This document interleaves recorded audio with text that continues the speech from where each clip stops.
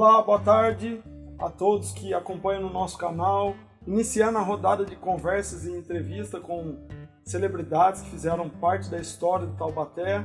Hoje eu tive a honra de ser recebido pela Dona Odila e o senhor prefeito, professor José Bernardo Ortiz Monteiro. Aí, para iniciar as nossas conversas, estamos aí com o José Bernardo Ortiz, que contribuiu muito para o desenvolvimento da nossa cidade. E atualmente não existe um taubatiano que estuda mais a história de Taubaté o quanto ele. E vamos conversar. Boa tarde, tudo bom, professor? Boa tarde, companheiros. Muito grato pela gentileza de resolver me entrevistar sobre a história de Taubaté.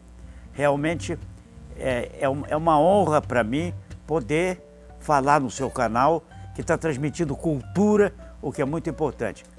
E é muito importante porque os taubatianos precisam sempre ouvir falar da história de Taubaté para ficarem conhecendo. É através da televisão, principalmente, que ficam conhecendo, porque a prática da leitura de história é um pouco monótona. A apresentação em vídeo é muito melhor. Com certeza. Então, inclusive, justamente por isso, eu com o Nicolas aqui tivemos a ideia de criar esse canal. Por quê? Porque o taubatiano nascido e criado aqui não conhece a sua história, conhece só histórias. E olha lá. Então, para isso, eu resolvi iniciar essa rodada de bate-papo com uma pessoa muito importante que teve um papel fundamentalíssimo na cidade de Taubaté. E vamos lá, senhor Bernardo Ortiz, professor, prefeito. Primeiro, vamos falar do início da cidade, do Taubaté. Muito obrigado por ter me escolhido. É uma honra que me deram de poder falar a companheiros taubatianos e companheiros de outras cidades brasileiras que têm o interesse em história. Agora, é muito importante definir bem. Você falou em história, subentende com H, diferente de história, que é um conto, uma fábula qualquer. Realmente, o que se diz de história e que se escreve ou se produz com história com H, quer dizer, ciência histórica, tem que cultuar inicialmente a verdade. Não se pode, evidentemente, inventar. Todo o meu estudo de história que eu fiz dos meus livros e tenho feito em entrevistas que eu tenho apresentado, tem sido feitas com base em documentação. Eu nunca disse nada de história que eu não tenha aprendido em documento. Eles são muito em quantidade grande em Taubaté. Nós mesmo conseguimos recuperar muitos documentos antigos quando entramos na prefeitura, porque como prefeito eu imediatamente comecei a cuidar da preservação histórica do município, que é um bem muito importante e um bem que tem que ser transmitido de geração em geração. E realmente eu pude, então, difundir o mais possível a história de Taubaté. E comecei a escrever livros. Eu hoje tenho um estudo genealógico de 3 volumes, são 1000 e tantas páginas ao todo documentado. Tenho essa coleção São Francisco das Chagas de Taubaté, que eu pretendo dar um volume para vocês levarem, porque a parte toda de expansão taubatiana, a fundação de outras cidades está ali, estudada, e também os movimentos nativistas, e a participação que os taubatianos tiveram na própria independência do Brasil. Agora, realmente, a documentação de Taubaté era muito esparsa e muito desorganizada. Nós tivemos que procurar em outras cidades e procurar nos arquivos do Estado de São Paulo. Muito do que nós trouxemos para colocar hoje no Museu de Taubaté é coisa que eu fui buscar nos organismos de São Paulo, inclusive em arquivos do Ministério Público de São Paulo. Distante, né, para isso. Né? Pois é, então isso é muito importante para o desenvolvimento da cidade, para o taubatiano conhecer a sua cultura. Sim, mas então vamos começar lá a rodada de conversa falando do início de Taubaté. Os povos indígenas que habitavam aqui. Depois vamos falar do interesse da Condessa Vimieiro em expandir as terras de Taubaté. Ela que era a neta de Martim Afonso, né? Lá de Santos, né? São Vicente. Ela na realidade nunca veio aqui, ela veio em Portugal o tempo Nem no inteiro. Brasil ela pisou, né? Não, Mas não. é a primeira brasileira, né, que tinha terra, primeira que tinha terra em Taubaté, no Brasil. Mas os povos então, indígenas que haviam aqui antes de começar a expandir por Jacques Félix, através de Jacques Félix, era qual povos indígenas que existiam aqui? O indígena que habitava a região era da família Tupi. E o que significa a palavra Tupi, eu não sei, nem ninguém sabe, porque eles próprios, indígenas, se titulavam de Tupis. Agora, eles vieram, foram se desenvolvendo ao longo do Vale do Paraíba. E toda essa região que existe, no oeste de Minas Gerais, no leste paulista e na parte central, que tem o Vale do Paraíba e de seus afluentes, toda era habitada por esses índios tupis. Agora, esses tupis, eles eram uma grande nação, uma nação indígena que começava nessa região e descia para o sul. Até o sul do Brasil você encontra índios tupis. Nessa região daqui, houve um primeiro aldeamento tupi, que se tem notícia, foi a constituição de uma vila indígena, que então, teve o conjunto, Taubaté herdou esse nome. Terra Alta, né? Taubaté, né? Então, essa vila indígena, onde ela era localizada? Ela era localizada naquela região ali, da parte onde está a Praça da Inconfidência em Taubaté. Já uma parte mais alta, um pouco mais alta. Os índios, eles não tinham noção de província, de cidade principal, de capital, nada disso. Mas apesar disso, o vício que o português tinha de ter capital, eles andaram achando durante muito tempo que Taubaté era oriundo do conjunto de palavras que os índios usavam para designar a aldeia principal. Não está errado. Durante muito tempo, e as primeiras vezes que eu li sobre isso, eu li publicações que diziam isso. Taba é cidade, não tem dúvida nenhuma. O princípio da cidade de Taubaté é Taba, cidade. E esse Eté, diziam eles que era principal, que eles achavam que... Mas não é verdade isso. Esse termo Eté significa alta. Alta. É porque... Cidade alta, né? Terra alta, né? Cidade, Taubaté é cidade alta, porque Taba é cidade, né? Alta. Exatamente porque os indígenas se localizaram para fazer o seu povoado aqui na região, naquela região da Praça da Inconfidência, que fica atrás da bica do Bugre. Aqui é Chafariz atualmente, né? O Chafariz, exatamente. Isso, Chafariz. Praça Rui Barbosa, né? Mora ali perto ali. Falamos da origem, né? Aí agora, a partir de então, a Condessa de Vimieiro deu a ordem ao capitão Jacques Félix para iniciar em 1645. Mas é interessante. Antes, Taubaté já estava povoado, né? Mas Sim. aí é o interesse da Condessa de Vimieiro aumentar as terras para constituir a nossa região onde estamos, certo? Sim, a Condessa de Vimieiro, a sesmaria dela englobava essa região de Taubaté do oeste de Minas Gerais, do Rio Paraíba, de um lado e do outro, do lado mineiro e do lado taubatiano. Então, ela evidentemente queria tomar posse disso de verdade, né, para poder plantar, cultivar e tirar produtos daí. E também explorar minerais que existissem na região. E essa capitania da província da Condessa de Vimieiro Dona Maria de Souza e Guerra, né? Maria de Souza e Guerra, isso mesmo. Não, Tô tentando lembrar aqui. Memória ótima, hein? Ela... De Souza e Guerra. Ela descendia de Martim Afonso de Souza. Martim Afonso de Souza. E também... Dono também lá de São Vicente, né? Exatamente. Ela era donatária da capitania de São Vicente. Mas, no fim, havia uma mistura grande, porque ao lado da capitania de São Vicente estava a capitania de Itanhaém. E a capitania de Itanhaém era de um irmão era de um tio da dona da Condessa de Vimiero. Aí, galera, estamos tendo bastante conversa aí sobre a história do Taubaté, a origem, o princípio, falou um pouco dos povos indígenas.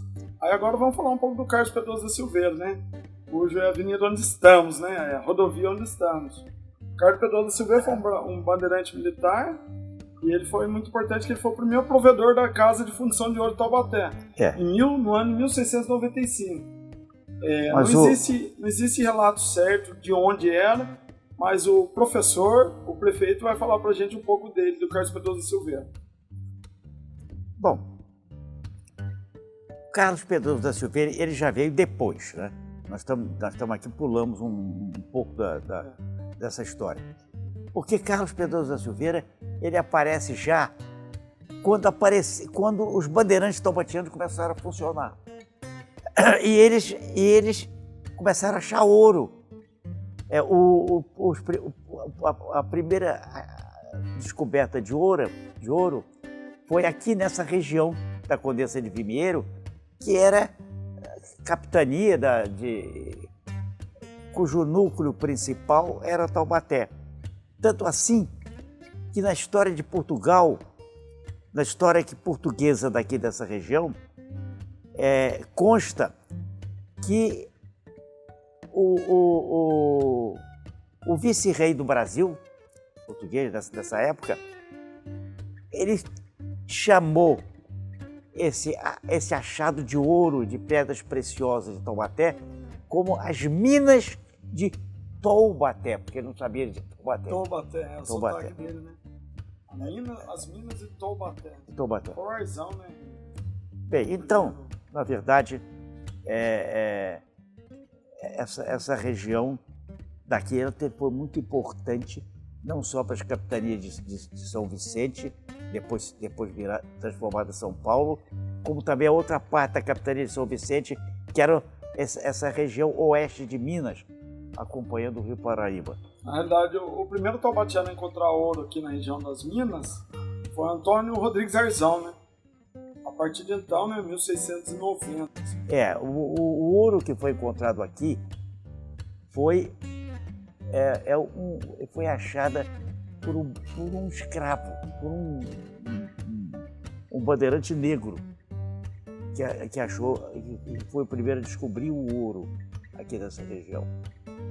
Bem, depois o conhecimento disso foi levado para o vice-rei no Rio de Janeiro e se difundiu o nome das minas de Taubaté. É muito interessante também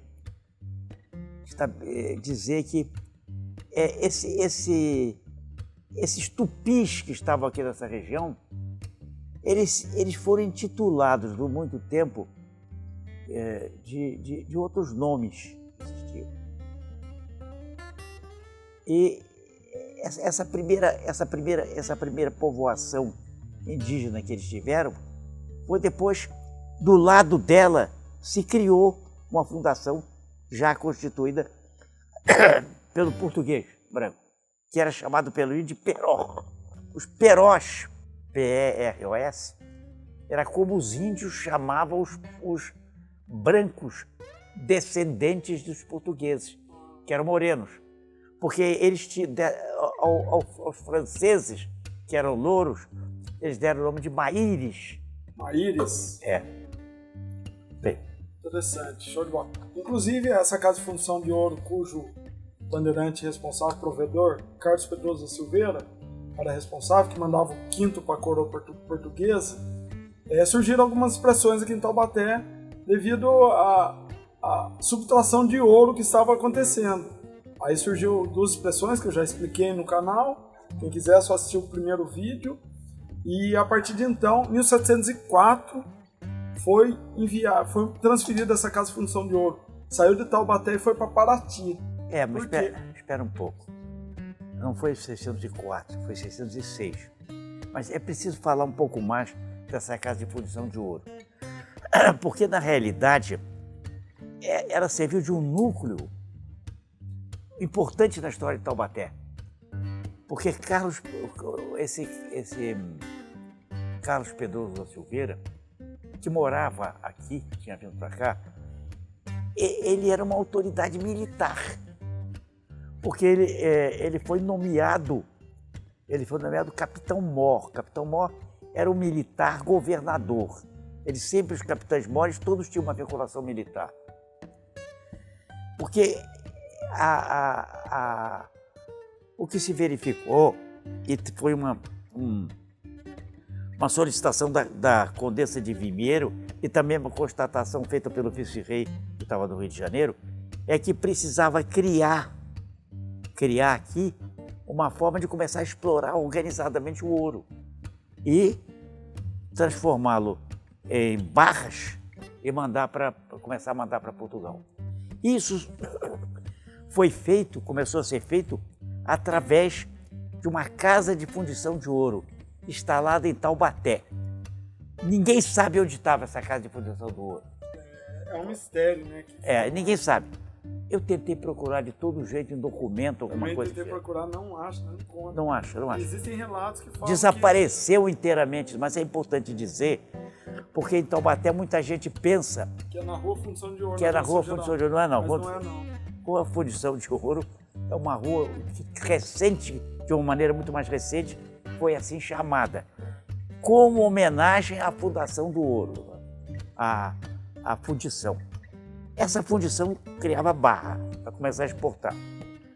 Carlos Pedroso da Silveira, ele era uma figura muito importante, porque ele foi não só o capitão-mor dessa Casa de Fundação do Ouro, que durou de 1595 até 1606. 700, né? Quê? 1706. 1695 a 1706. 1706. Que durou nessa época. O Carlos Pedroso da Silveira, além disso, ele foi capitão-mor de Taubaté, Pindamonhangaba e Guaratinguetá. Quer dizer, ele era um chefe mesmo, um comandante de importância aí na região. Depois,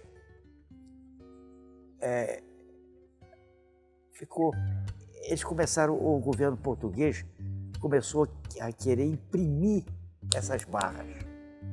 Então ele precisava de máquinas naquela época. Esses maquinários que levaram a mudar para Paraty. Para Paraty. Que era mais fácil por conta do transporte.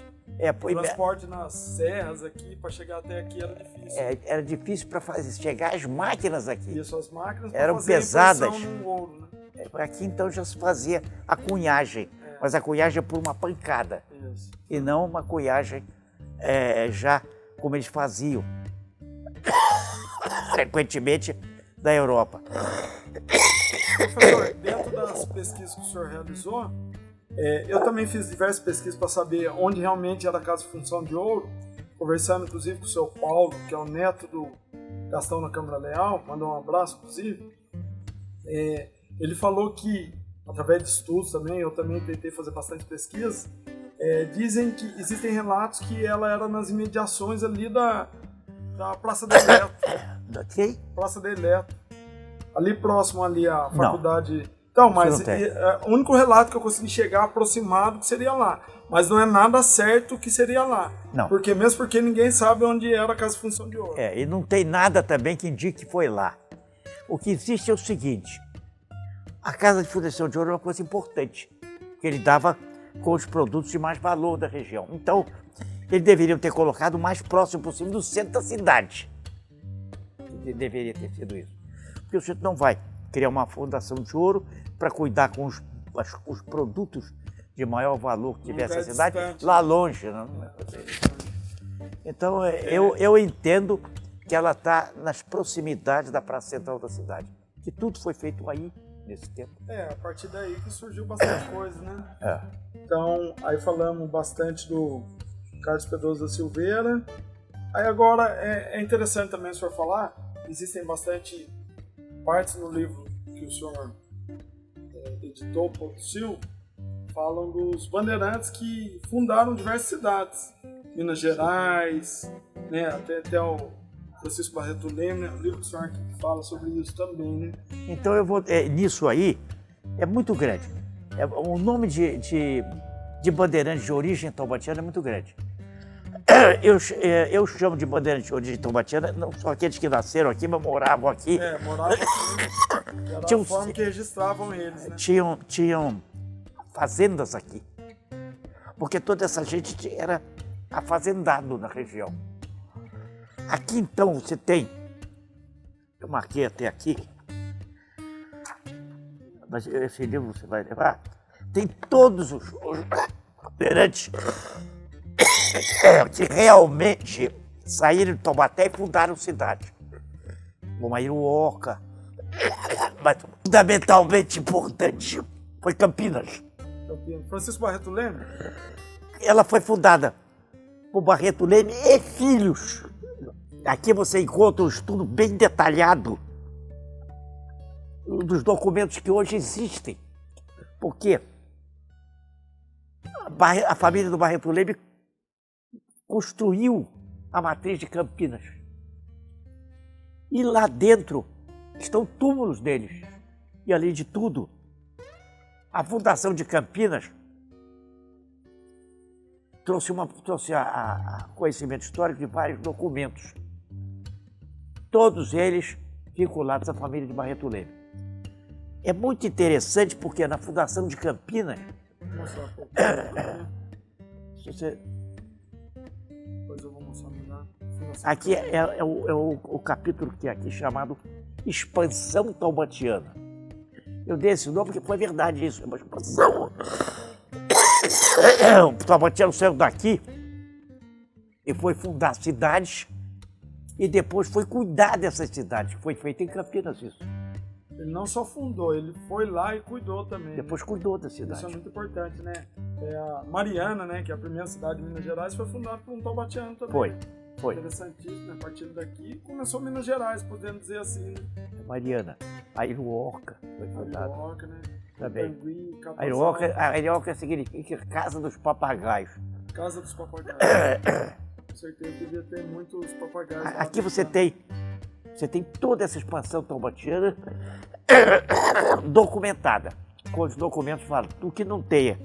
Aqui é o que não existe.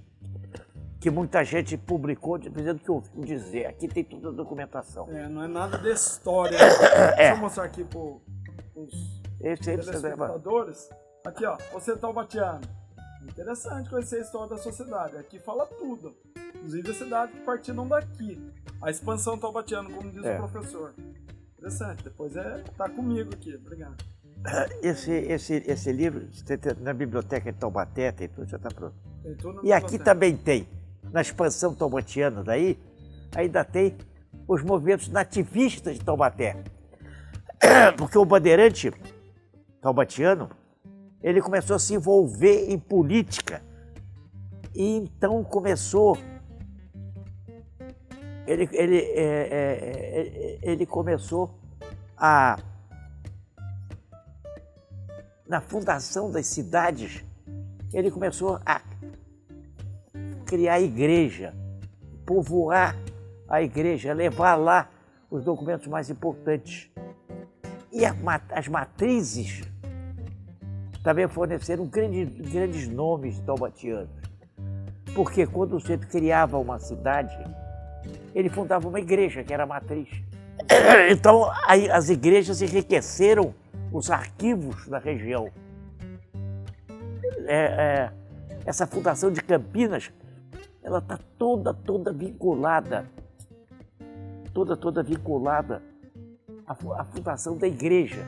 Inclusive o Barreto Leme está enterrado lá. tem um filho do Barreto Leite enterrado lá também. Então isso é real, não é uma ilusão. Eu comecei a estudar muito a Fundação de Campinas, inclusive em livros campineiros. Você tem na minha bibliografia aí, tem o nome de livros, de artigos e de livros históricos. Eu tive a oportunidade de compulsar esses livros, que alguns deles foram impressos, e eu fui buscar. Eu fui buscar essa impressão e tenho alguns desses livros. E os campineiros, eles estudaram muito essa ligação de Campinas com Taubaté.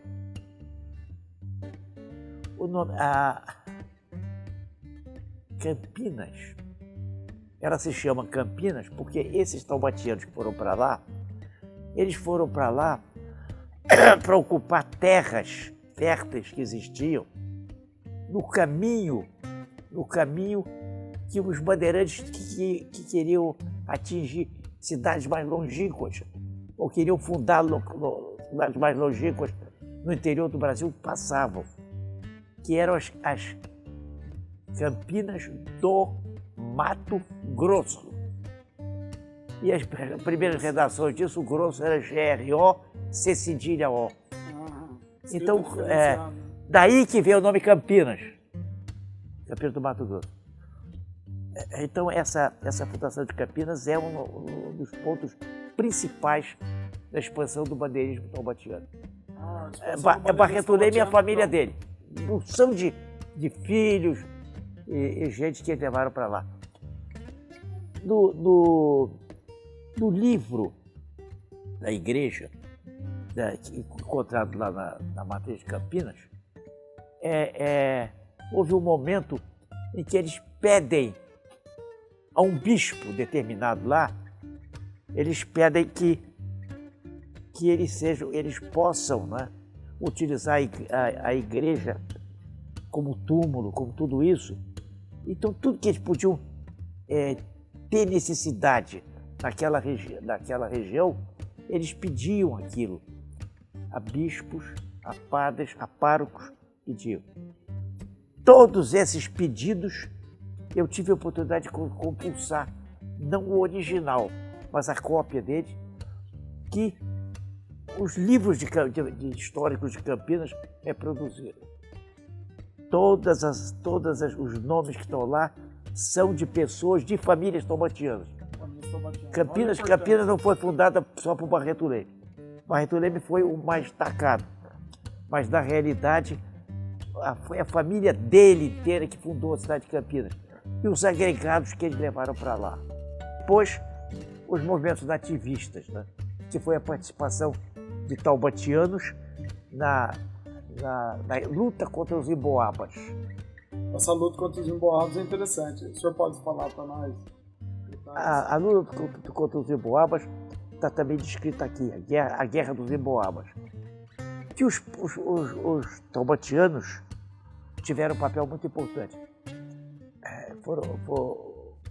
E, além disso, também a Inconfidência Mineira. E como todos sabem, esse aí tem todos os nomes aí também. Dos taubatianos que foram para o interior de Minas e lá. E vários deles são padres que adotaram a Inconfidência contra Portugal. Vários deles foram inclusive presos e ficaram na África. Tem os nomes aí.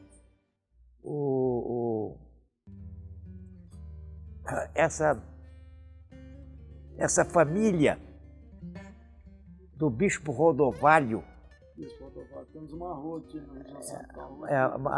O Bispo Rodovalho tem 2 irmãos que se envolveram na Inconfidência Mineira. 2 irmãos do Bispo Rodovalho. 2 irmãos dele, e sobrinhos.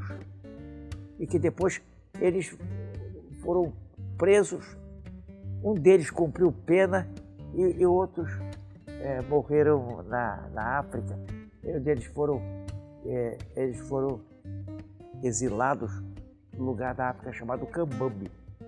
está todo aqui, nesse ponto. Olha quanta história no livro, hein? Interessante. Aonde que consegue adquirir esse livro? No Museu do Taubaté tem? Museu tem. Museu do Taubaté, no Museu do Taubaté tem para vender, inclusive. Mas aqui são 3 volumes. 3 volumes. O terceiro não está impresso aí. Eu nunca consegui imprimir. O primeiro existe impresso e o segundo está aqui. Mas esse aqui é que está mais ligado à expansão taubatiana. A expansão taubatiana, professor. Que é importante, porque é realmente uma expansão. Quando eu comecei a falar nesses termos, diziam que isso era taubatianismo, que estava inventando um termo bonito, mas é verdade. Expansão, o que é? Expansão de uma cidade é quando os seus membros saem para colonizar outras, é uma expansão. Com certeza, colonizar e não só fundar, colonizar, cuidar da cidade. O senhor falou do Francisco Barreto Leme, ele foi com toda a família e lá constituiu a cidade de Campinas.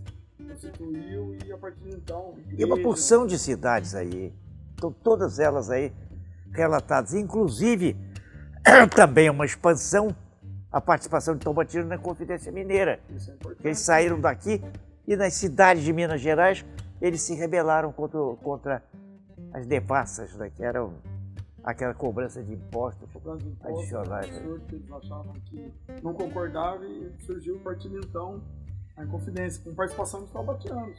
E o taubatiano nascido criado aqui não sabe desse relato que é importantíssimo para a cultura e desenvolvimento da nossa cidade também.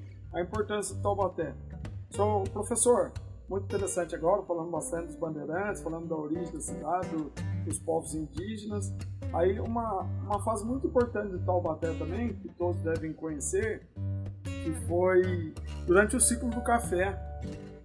O ciclo do café. O café, a importância que ele teve para a nossa cidade. Porque a capitania de São Vicente, aonde estava a cidadezinha, a povoação chamada Tabaeté, Cidade-Eté Alto, os moradores começaram a se dedicar à produção de açúcar, de gêneros alimentícios de um modo geral, e o café, que foi o carro-chefe da produção dessa cidade. O café foi se transformando aqui no Brasil num grande produto nacional. E esse café foi cultivado na capitania de São Vicente e em Taubaté. E tanto tinha importância a cultura do café para o país, para o Brasil, até o nosso século, que quando se fez um convênio para valorização do café, para estabelecer preços mais justos do café, foi feito em Taubaté, é o convênio de Taubaté. Isso é interessante, é isso que eu queria falar também. Então, essa é a importância da cidade de Taubaté. Esse convênio foi firmado aqui em Taubaté em 1906, né? Em 1906, pois é. Ali na Câmara Municipal, onde é o Banco do Brasil, na Chiquinho de Mato. Ali era a Câmara Municipal. Aí vieram os presidentes, na época, que chamava presidente do Estado de São Paulo, Rio de Janeiro e Minas Gerais. O presidente do Estado de São Paulo era o Dino Bueno, né? Que o pessoal da história é lá... Do Rio de Janeiro era o Nilo Peçanha. Nilo Peçanha, exatamente. E o de Minas Gerais, eu não estou recordado o nome, mas está aí também. Tá aí. O Dino Bueno, que é aquela rua ali perto da Rodoviária Velha, que existem relatos na história que falavam que ele era o homem mais feio que existia. E o Dino Bueno tem uma curiosidade interessante, que o senhor comentou antes da gravação. Ele era casado com Pindamonhangabes. Ele era casado com uma mulher. E eu tenho a impressão até que ele nasceu em Pindamonhangaba. Isso tem aqui, esse estudo foi feito também. Mas, de qualquer maneira, o convênio... E o presidente na época era o Rodrigues Alves, que é de Guaratinguetá. Era o Rodrigues Alves. Mas o convênio, na realidade, o convênio foi feito em Taubaté. Isso é uma incontestável manifestação de que Taubaté era o grupo habitacional mais importante da região. Com certeza. Ninguém tem um produto que precisa de um convênio para estudar a valorização dele. E essa valorização era para ser feito um estudo e remetido para a Europa. Porque os países que pagavam o café estavam aqui fora do Brasil. Então, isso foi escolhido a cidade de Taubaté, exatamente pela importância que ela teve como núcleo produtor e exportador do café. Em 1906, o presidente era o Rodrigues Alves, como eu falei, nascido em Guaratinguetá, morreu de gripe espanhola em 1919. Mas não foi o Rodrigues Alves que assinou o Convênio de Taubaté como presidente do Brasil. Foi o Afonso Pena, que foi depois do mandato de Rodrigues Alves. Interessante, depois a gente vai falar sobre isso também no canal, mas aqui já deu uma passada bem ampla e muito interessante. O Brasil era um país em que foi bem regulado no ponto de vista dos mandatos, 4 em 4 anos. O Nilo Peçanha, quando ele veio aqui representar o estado do Rio, na realidade, ele já era o vice-prefeito, o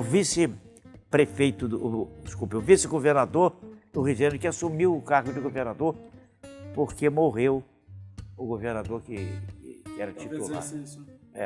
O interessante é que a República Velha, né, o Rodrigues Alves, né, a República chamada Café com Leite à época, certo?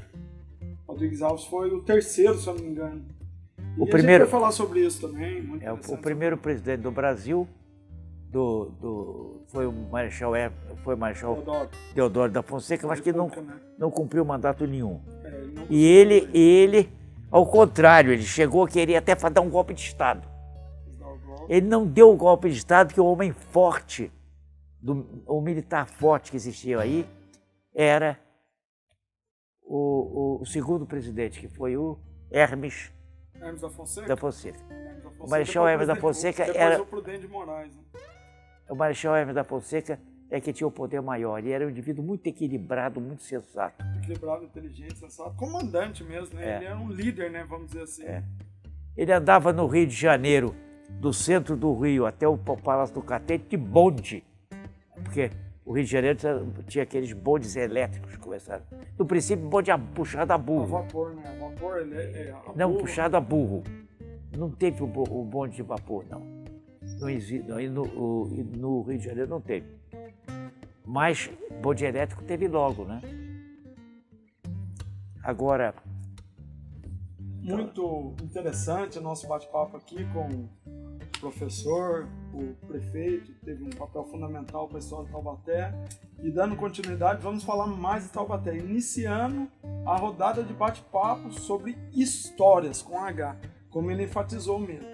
Sobre histórias de Taubaté e do Brasil, como vocês viram aqui. Agora falamos aqui do Convento de Taubaté, agora vou falar um pouco do senhor. É muito interessante, é muito fundamental. O senhor, como escreveu o Troncos de Taubaté, que estuda a genealogia das famílias taubatianas importantes, o senhor com certeza está acrescentado lá também. Eu queria que o senhor falasse para nós a ligação que tem a família Ortiz com a família Monteiro Lobato, Emília Madeiberg e assim por diante. Entendeu? E se tem outras ligações também que o senhor passasse para nós, para que todos os canais soubessem sobre isso. Sim, realmente. Eu sou Ortiz Monteiro. Na verdade... Ortiz Monteiro, José Bernardo Ortiz Monteiro. Aqui é o livro que eu falei, Troncos de Taubaté, que conta a genealogia das famílias. Interessante também. Meu pai e minha mãe eram taubatianos. Desculpe interromper o senhor, só falar uma coisa muito interessante que o senhor falou antes do começo da entrevista, que a história tem que ser levada a sério. A história é uma ciência. A história não é bate-papo. Você imagina a dificuldade e a dedicação desse homem aqui, que foi fundamental demais para a história de Taubaté, para escrever esses livros. E várias edições. Aqui conta 3 volumes. Edições não, volume, 3 volumes. Aqui conta a genealogia das principais famílias de Taubaté. E esse aqui são 3 volumes também, mas esse é história, estritamente história, o que aconteceu aqui, né? O que aconteceu aqui na região. O que aconteceu, a expansão de Taubaté e assim por diante. Depois nós vamos divulgar bastante sobre isso aqui, vamos mostrar para todos aí, para que leiam. Esse aqui, ler, mas a gente está tentando mostrar esse aqui também são 3 volumes. 3 volumes. Esse aqui é um deles. Tem para vender lá no museu, lá perto da Rodoviária Nova. Tem disponível lá e o preço tá bom. Quem indicou para mim foi o seu Paulo, da Câmara Leal. neto do primeiro prefeito de Taubaté, Gastão da Câmara Leal. O senhor também... Não foi o primeiro prefeito, mas foi o que teve o título de prefeito. Foi nomeado, né? Foi nomeado porque ele era... A Princesa Isabel e o Conde Dan eram padrinhos deles, né? Padrinho deles. É muito interessante a história também. Depois vamos conversar com o seu Paulo. É uma outra entrevista, uma outra rodada de entrevista que vai ser muito interessante também. O neto do primeiro prefeito nomeado, Taubaté, Gastão da Câmara Leal, que fundou o Mercado Municipal, fundou o Campo do Bosque, ali na próxima Monsenhor Silva Barros, e outros projetos que ele fez em Taubaté. Vamos lá, vamos falar da genealogia da família Ortiz. A ligação da família Monteiro Lobato, Emília Madeiberg e a família Rigg também. Temos uma funcionária do SESC, nossa amiga, que é parente distante também do professor Bernardo Ortiz. Os Rigg, eles são muito tradicionais em Taubaté, muito tempo aqui. E realmente é uma família antiga e continua em Taubaté. E durante muito tempo, eles continuaram tendo pessoas que se destacaram na comunidade. O problema da ligação do Emílio Amadei Berix. O senhor Emílio Amadei Berix é um homem que eu conheci muito. Ele era um indivíduo extraordinário. Um amor enorme a Taubaté. E ele escreveu diversos livros, crônicas, mas que quando ele se voltava para relatar fatos históricos, ele adotava isso, só dizia a verdade. É formidável isso. Eu gostei muito, convivi muito com o Emílio Amadei Berix.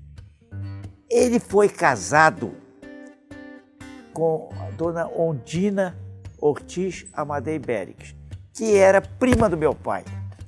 E foi uma senhora que teve também uma importância muito grande em Taubaté, porque ela se dedicou à área social. Inclusive, ela criou o primeiro núcleo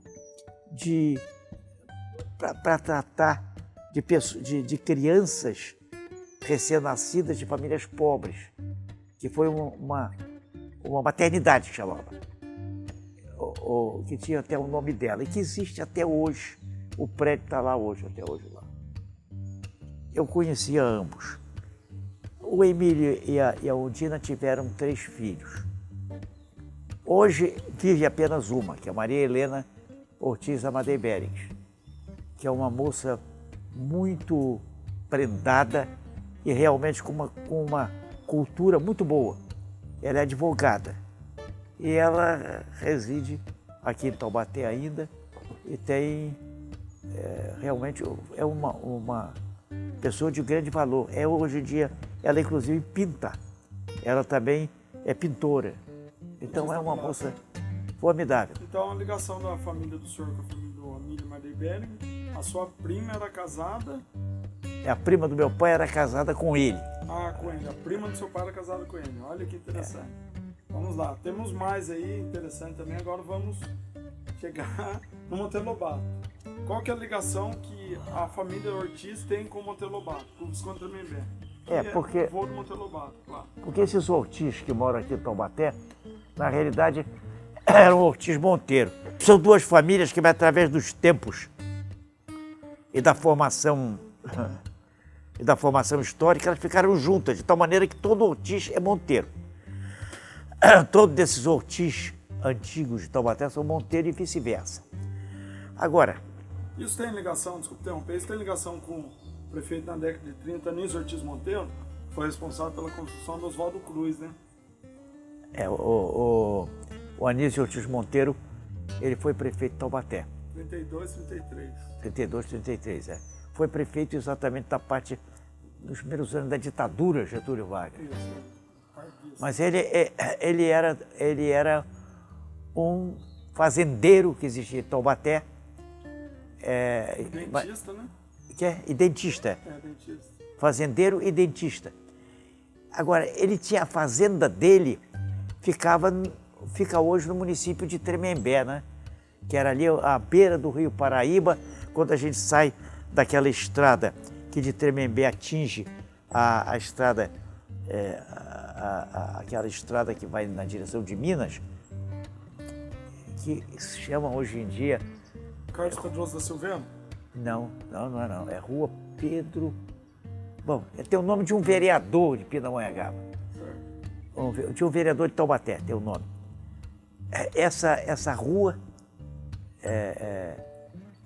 corta a propriedade dele, dividia a propriedade dele da propriedade dos Ortiz, que era se você olhar esse caminho, visto de Tremembé, se olhar esse caminho na direção da serra, a parte esquerda era a propriedade do Anísio Ortiz Monteiro.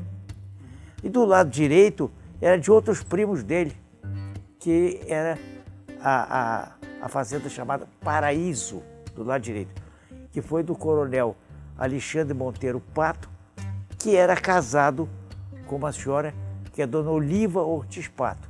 Ela era Ortiz. Essa senhora era prima irmã do meu pai, que se casou com o dono dessa fazenda, que foi uma das grandes propriedades da região, inclusive com uma violenta cafeicultura. O interessante, eu gostaria que o senhor desse uma ênfase em relação à ligação com a família Monteiro Lobato, dos Tremembé. Que é muito importante, inclusive falasse do detalhe lá do casarão do Visconde, onde atualmente o Visconde de Tremembé... É a rede difusora, né? O Visconde de Tremembé era tio do meu avô. Tio do seu avô, Visconde. Tio do meu avô. Exatamente por essa ligação Monteiro. Porque meu avô era filho de uma irmã dele. Entendi. É uma ligação, mas tem essa ligação, né? E seu avô nasceu aonde?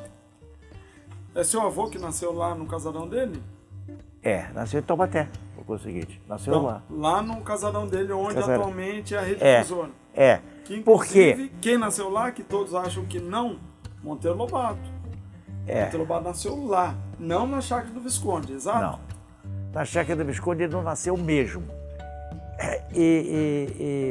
Isso a gente sabe bem por conhecimento de família e por um outro detalhe muito importante. Eles não iam pegar, o Visconde não ia pegar a filha dele, que o Monteiro Lobato era neta do Visconde de Tremembé também, filho de uma filha do Visconde de Taubaté, do Visconde de Tremembé, que era Olímpia, que se chamava.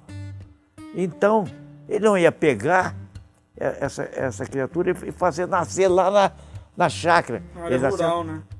Área rural. Nasceu ali dentro da cidade. Nasceu ali onde atualmente é o prédio da rede difusora, que é do Emília Madeibene. É realmente ali. Esse prédio, ele mantém algumas características do prédio antigo ainda. Eu tenho foto dele aqui, depois vou mostrar para todos aqui, para o senhor também. Temos foto dele aqui do prédio, que é lá onde começou o Monteiro Lobato, né? Com a sua literatura importante em Taubaté. Então, falamos bastante. O senhor tem mais algo a acrescentar em relação à família Ortiz, com algumas pessoas daqui da cidade, importantes da cidade? O Monteiro Lobato nasceu ali. Meu avô também nasceu, que era primo do... Só que eu tenho uma curiosidade antes de começar o nosso bate-papo, que foi trazido o seu avô do Rio de Janeiro para cá. Foi trazido. Só para nascer aqui, né? Exatamente. Foi trazido pelo meu bisavô para que ele viesse nascer aqui em Taubaté, que é o núcleo da família. Agora, como ele fez? Ele trouxe o médico da família, trouxe a esposa, que era minha bisavó, para o filho nascer aqui. Esse médico de família, ele se chamava Dr. Franklin de Faria. Isso eu guardei bem, porque isso me foi contado bem por meu pai. Dr. Franklin de Faria veio com ela. Ele trouxe a esposa com o médico para nascer no parto aqui em Taubaté. Agora falamos da genealogia da família Ortiz, da ligação com o Monteiro Lobato, com a família Emília Madeibene, que é fundador da rede difusora. Agora vamos falar um pouquinho também da importância de Félix Guizar Taubaté. Com certeza o senhor relatou nos livros, o criador da CTI, né? Félix Guizar. Positivo. Bom, aí veja o seguinte, a importância deles. Primeiro, Félix Guizar teve importância, o velho Félix Guizar, que era um francês e que veio para cá, para o Brasil, e aqui ele fundou uma empresa de tecelagem, que é a Companhia Taubaté Industrial, que chegou a ser uma das maiores empresas de tecelagem do estado de São Paulo. Era realmente uma grande empresa. Então a importância do Félix Guizar velho, primeiro, porque depois tem que falar do outro, é de ter criado uma indústria enorme aqui em Taubaté, muito grande, e ter administrado a ela durante muito tempo. Porque ele criou isso lá no final do século XIX e ele morreu em 1904, se eu não me engano. Então ele administrou isso durante um período enorme. Agora, teve ele um filho, que foi o Félix Guizar Filho. Esse teve importância, esse era um médico, mas apaixonado pela história. E que deixou muitos trabalhos de história. E me deixou, inclusive, documentos, quer dizer, que ele transcreveu e deixou isso aí. E esse Félix Guizar Filho foi também casado com uma prima do meu pai. Nossa, a família é ampla demais. Né? Eles se cruzavam muito, Então, Casado com a prima essa senhora, que foi a viúva do Félix Guizar Filho, nora do velho Guizar, do primeiro, era casada com esse que eu falei, que gostava muito de história. E publicou vários trabalhos, pelo menos 2 trabalhos eu conheço bem dele. Que ele não tinha uma metodologia histórica moderna, né? De verificar muito documentação. Mas ele publicou trabalhos que grande parte deles eu pude confirmar depois com os estudos que eu fiz. Ele era um homem que gostava muito de Taubaté, tinha um amor enorme por Taubaté, onde, aliás, ele tinha nascido. Né? Então, esse Félix Guizar Filho teve também uma grande importância em Taubaté. O interessante dos Guizar é que a CTI, essa indústria têxtil em Taubaté, ela era autossustentável. Tinha uma usina hidrelétrica em Redenção que fornecia energia para a fábrica da CTI. Então, ela fez isso porque ela brigou com o prefeito de Taubaté, que existia na época. E o prefeito de Taubaté cortou a eletricidade da empresa. Então você veja que louco que foi esse... eu não sabia dessa curiosidade. O prefeito de Taubaté cortou a eletricidade, aí ele, para não parar, ele foi e criou uma usina de agora não precisa mais de você. Criou, fundou. Primeiro, naturalmente, ele usou um gerador. E esse gerador existe até hoje num daqueles prédios. Porque esses prédios da CTI, eles estavam sendo, depois que acabou a empresa, né, que a empresa faliu, porque ela se vinculou à Nova América, do Rio de Janeiro. A Nova América faliu, a CTI foi junto, porque o acervo dela estava lá. Mas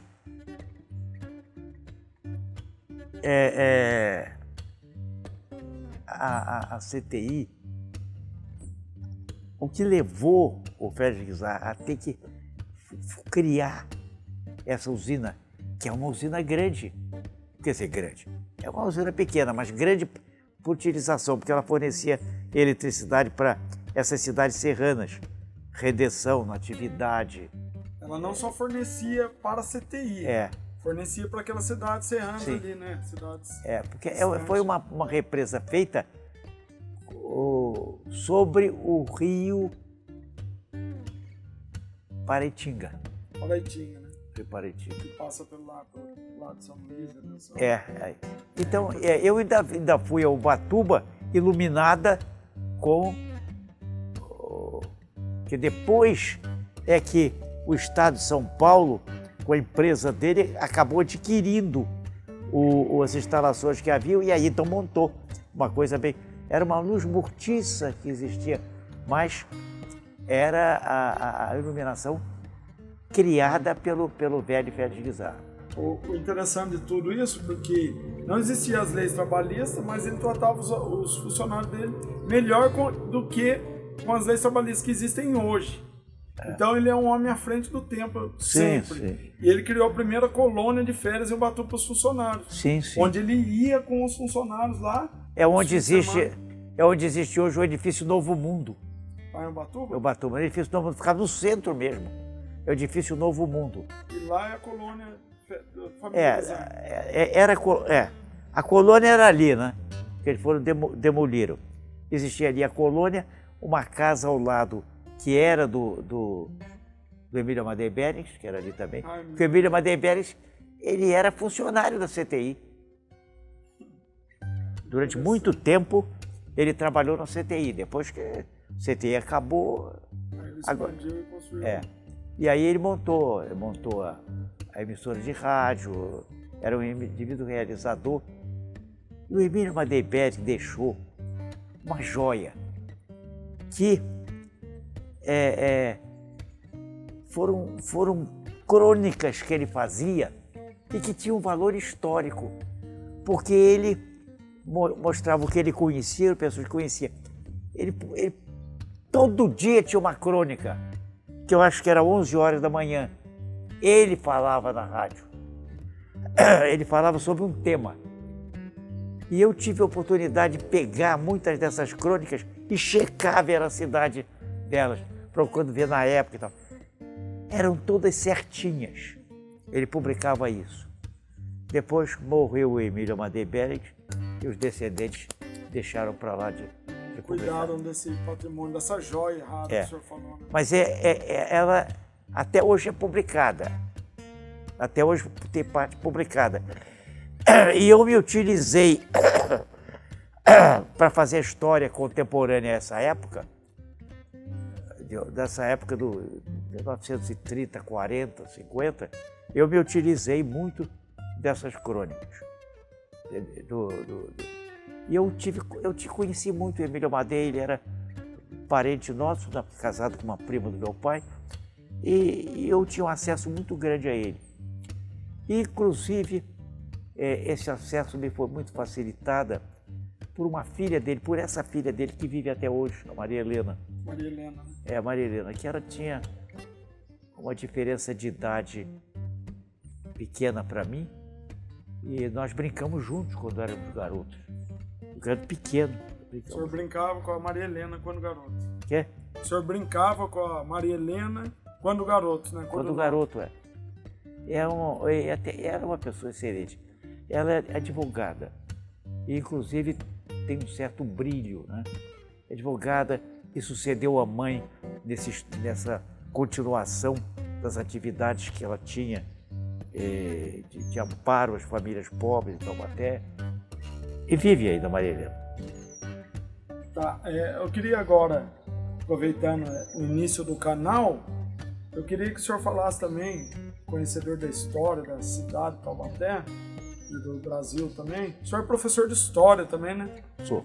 O senhor lecionou história também? Lecionei. Né? Engenharia, história.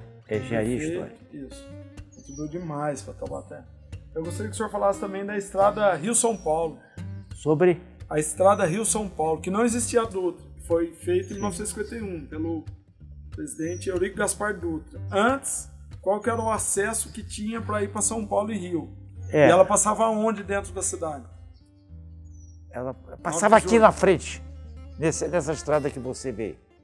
Ela pegava essa avenida Carlos Pedroso da Silveira. Carlos Pedroso da Silveira? É Carlos Pedroso da Silveira, porque eu botei o nome de Carlos Pedroso da Silveira aqui, porque Carlos Pedroso da Cidade era um desconhecido na cidade de Taubaté. Não tinha rua nenhuma com o nome dele. Ninguém o conhecia. Não. E ele que foi um indivíduo de maior importância, porque foi o capitão-mor da Casa de Fundação do Ouro, aonde o rei de Portugal cunhava ovo para mandar as barras depois para o rei. O senhor, em homenagem a ele, Coloquei. Instituiu esse nome, Carlos Pedroso Silveira. Não existia a Dutra. A Dutra veio em 1951 com o presidente Eurico Gaspar Dutra. Eurico Gaspar Dutra, 1951. Antes, o acesso que tinha a São Paulo e Rio era a estrada Rio-São Paulo, que passava aqui na Carlos Pedroso Silveira. Sim. E na 9 de julho. 9 de julho e a continuação para lá, que se chama... Como é o nome daquele médico? O médico importante de Taubaté. Bom, 9 de julho e Cortava tudo aqui, caçapava, né? Cortava por aqui, passava ali pela estrada do Pinhão, né? Não, na estrada do Pinhão não, ela cortava a estrada do Pinhão. A estrada do Ela Pinhão... cortava, né? Ela perto cortava. ali da Iquetê, né, mais ou menos. Tá na estrada Rio-São Paulo. Ela então, vinha aqui. É. Exatamente o trajeto dela, a né? trilha dela é aqui. E embora passava em Quiririm exatamente da mesma maneira que passa até hoje. Em Quiririm e depois continuava para Caçapava. E então, essa Avenida Carlos Pedroso da Silveira tinha um outro nome aí, foi um deputado de São Paulo, botou um nome aí, eu acabei com esse nome. Aí você Eu fui acabou com o prefeito nome, eu fiz uma lei mudando isso. Ficou com o nome de um nome vinculado a Taubaté, que é o Carlos Pedroso da E Silveira. ninguém conhecia, né? Não. Ninguém dava nenhum tipo de importância para ele. Não conhecia nada, porque a história tem que ser estudada continuamente com atividade e documentação. E aí foram botando nas ruas os nomes e foram esquecendo grandes nomes que existiam, como o Carlos Pedroso da Silveira. Interessante, continuando aí nosso bate-papo aqui com o professor, o prefeito Bernardo Ortiz Monteiro. Vou dar essa ênfase que é interessante. Falou bastante de genealogia das famílias, falou bastante coisa sobre a história do Taubaté, alguns itinerários, percurso. Agora, vou falar algumas curiosidades, depois nós vamos entrar Taubaté antes e depois do senhor. Mas antes eu vou falar uma curiosidade. A 9 de julho, onde nós falamos que é a estrada Rio-São Paulo, inverteram. Uma curiosidade rápida, só com feedback rápido. Inverteu a mão há pouco tempo, no fim do ano passado. Pouco tempo. Inverteu a mão lá dentro da cidade? Isso, lá dentro da cidade. O que o senhor acha dessa inversão? Eu não sei. Isso eu não sei nem como é que foi feita acompanhou. essa inversão. O prefeito atual é que é muito esquisito isso, mas tem pessoas que têm mania de mudar. E mudam coisas que não precisam ser mudadas. E deixam, às vezes, de mudar outras que têm necessidade. Não, que realmente precisa. Agora, eu não sei, afinal, o que ele mudou, porque é uma avenida grande, mas aqui ela é igual. Aqui permanece, né? É só na região central mesmo, ali da CTI até o Colégio Idesa. Ele inverteu a mão. Ela foi duplicada aqui. A duplicação foi parcial. E eu, quando o prefeito, completei. A prefeitura completou. E, inclusive, a pavimentação nesse trecho de Taubaté aqui, até Caçapava, foi feita pela prefeitura na ocasião. Até não o é... limite do município de Caçapava. Então, agora vamos falar a ideia de Taubaté antes e depois do Bernardo. Aqui eu tenho algumas fotos que depois vocês vão poder observar. Aqui é a represa do Nelão.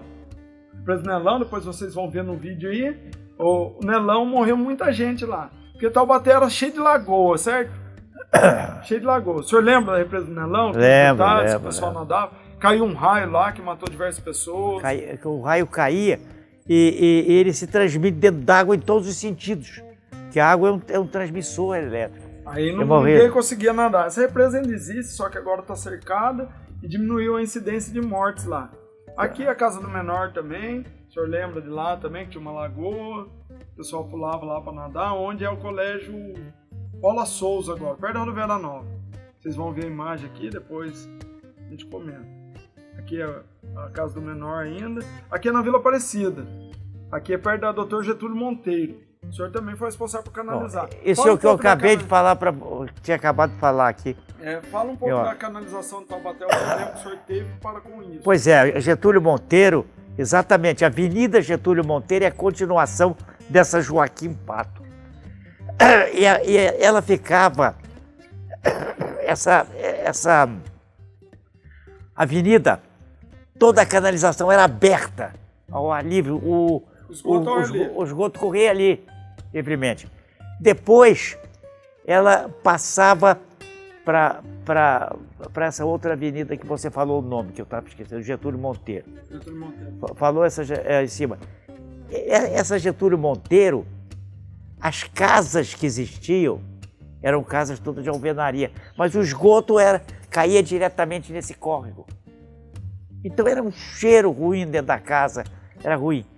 Eu desapropriei todas essas casas e nós fomos a uma imobiliária com os proprietários e escolhemos lá casas que eles diziam que eram o suficiente para eles, que eles aceitavam, e então eles ficaram com a casa, a prefeitura pagou a casa, ficou com eles. E eu demoli toda aquela outra que existia. E nós fizemos ali dessa Joaquim Monteiro e a continuação na José Getúlio Monteiro, e saía do Jardim Mourisco, nós fizemos tudo uma canalização enorme. Essa canalização é com tubos de grande diâmetro. Saiu lá e depois ia até a várzea. Eu saneei essa parte, porque as crianças, elas subiam em cima daquele terreno com excremento. Excremento, charco, que o senhor falou que tinha bastante, né? E pegavam ali verminoses, micoses, uma opção de coisa. Então, vou repetir uma coisa que eu disse para você antes. Um dia eu estava ali, vendo a obra que já estava finalizada, e um médico passou e bateu assim: olha, eu sou médico de crianças e eu não tenho tido verminose em Taubaté. Eu digo, escuta, por que você está fazendo comigo? O que você está fazendo comigo? É porque as crianças andavam descalças aí nesse lugar sujo e pegavam verminose. Agora não tem mais. Você canalizou e fez a pavimentação da rua. Então, eu disse, puxa, até que eu fiz uma coisa que eu não esperava que desse resultado tão rápido. Deram. Ele começou um mês depois, 2 meses, a encontrar essa diferença. Eu conheci muito esse médico e eu até o procurei várias vezes para que ele visse coisas da cidade. Depois, eu tenho a impressão, ele era aparentemente mais velho que eu, deve ter falecido, mas foi um grande companheiro. E eu gostaria de saber conseguir o nome dele, porque esse senhor merecia ter uma rua com o nome dele na cidade. Eu vou pesquisar e passo para o senhor. Isso aí precisava saber. É um médico que trabalhava no posto de saúde, Taubaté. Bem, agora, esse é um caso. E eu canalizei até a várzea. Então a canalização dali do início, dessa Joaquim Monteiro até lá no fundo, deve ter uns 4 ou 5 quilômetros foi canalizado. Bem, agora eu vou falar para você um outro caso. Um problema com palafita. Era na Gurilândia. Na Gurilândia? Na Gurilândia e nas proximidades da rua que tem um nome de uma dos personagens de Monteiro Lobato. Ali havia um local que tinha uma favela. E essa favela ficava em cima de palafita. Botava eucalipto ali e fazia os barracos. E o esgoto desses barracos caía direto dentro do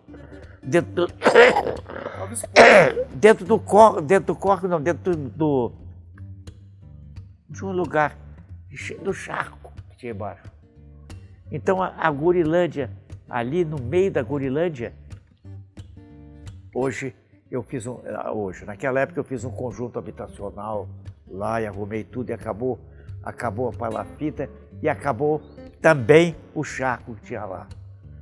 E depois também eu canalizei mais uma porção de córregos que foram lá na direção, atravessaram o bairro, esse aí da palafita na Gurilândia. Agora depois eu atravessei o parque. E esse bairro, essa canalização, ela jogava lá para fora da cidade, mas noutra direção. Aqui é a Avenida do Povo. O senhor está mostrando a imagem da Avenida do Povo, o senhor que foi responsável por asfaltar lá também, né? Também. Porque lá era assim, né? Abandonado. O senhor pode descrever como que funcionava a passagem de carro? Era totalmente precário, quando chovia, com certeza lama. Para os moradores. Inclusive, eu dupliquei essas pistas aí. Duplicou a pista, asfaltou, como Taubaté era antes do mestre. Não, Taubaté era uma cidade abandonada. Eu tenho a liberdade de dizer que os últimos prefeitos que vieram imediatamente antes de mim, eles não tinham condições de serem prefeitos, porque não conseguiam, não conheciam as obrigações de educação, não conheciam as obrigações de saúde e nem conheciam de saneamento básico.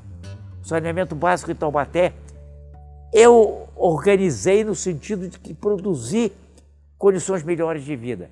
E eu tenho certeza que eu consegui salvar vidas e melhorar o conforto de muita gente. Nós estávamos conversando aqui em off, achei muito interessante, a importância dos alunos que o senhor deu aula para a canalização desses, Sim. Porque eles intermediaram através da Sabesp. Sim. O senhor pode contar para nós Sim. como que foi? Sim. Como eles foram fundamentais? Vamos citar. Foi formidável isso. Eu não sei todos esses alunos, os nomes deles, mas grande parte desses alunos, depois, eles entraram na Sabesp e ficaram trabalhando na Sabesp. E eu soube disso, eu fui em várias cidades aí, conversar com eles, disseram o seguinte, olha, material de esgoto, para fazer esgoto, para fazer canalização. Canalização de água e esgoto. Você faz uma, tem que fazer a outra também. Todo o material que tiverem sobrando, por favor, mandem para Taubaté, porque eu vou usar. Porque eu trabalhava, então eu fazia o asfalto, eu comprei máquinas para fazer. Essas retas escavadeiras eu comprei 4 ou 5 para poder trabalhar no lugar. E comprei, por fim, uma dragline também, com uma lança comprida, para fazer alcançar trechos da várzea, porque a gente pegava o esgoto e jogava lá. E lá estava gente trabalhando, plantando arroz naquela época. E então eu fui com aquela lança livrando os córregos da várzea também. Então eu fiz tudo isso e não fiz nada de excepcional, os alunos, né, porque é minha obrigação. Agora os alunos me mandaram material, mas para fazer eu precisava de recurso.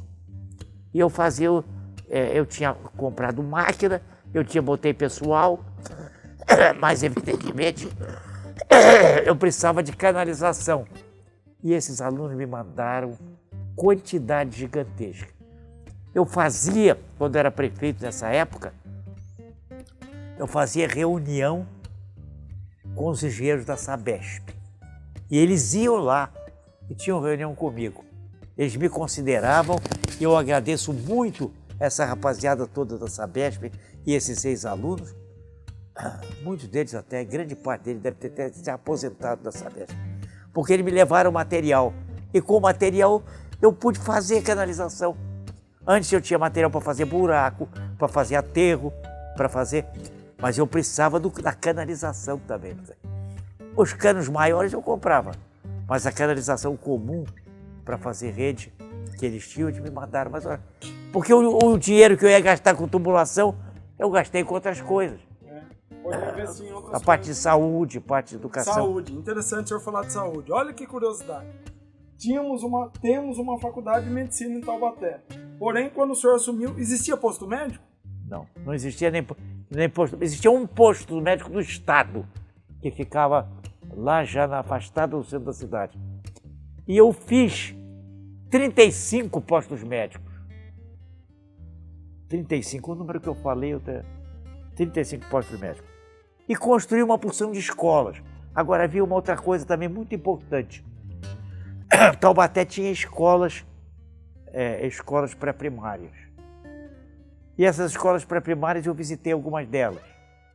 A professora, no dia de chuva, ela botava os alunos em pé nas cadeiras, porque o teto era uma peneira, caía água no chão.